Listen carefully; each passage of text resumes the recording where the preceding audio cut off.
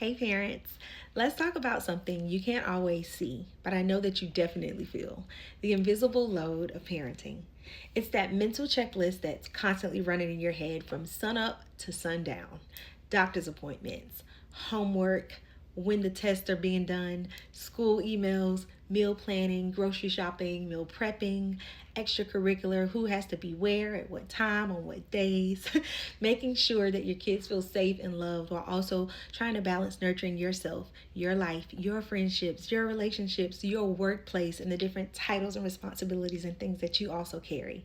If you are the only one that's constantly having to carry it all, burnout isn't a matter of maybe, it's a matter of when.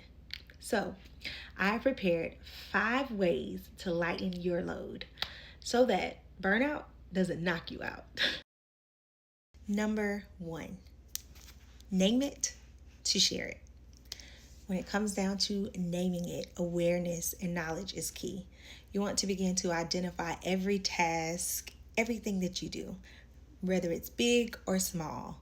Name it all so that you can have the power of awareness and the knowledge when you go forth to planning your day, planning your week, being able to be fueled enough to be able to invite other people in and to also direct and delegate tasks. Remember that when it's visible, it's shareable. Number two, call it in, don't call it out.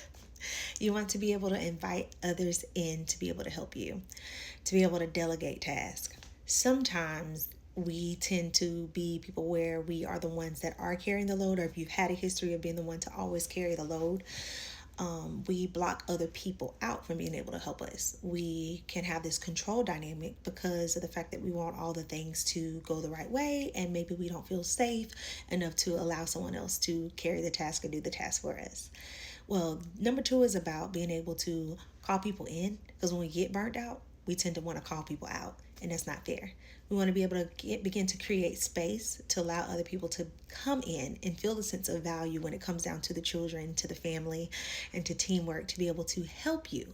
But if we don't voice it, and if we're not able to speak the help that we need, that's the awareness, if we're not able to properly delegate what we're comfortable with delegating, then we'll get frustrated and then we want to call people out.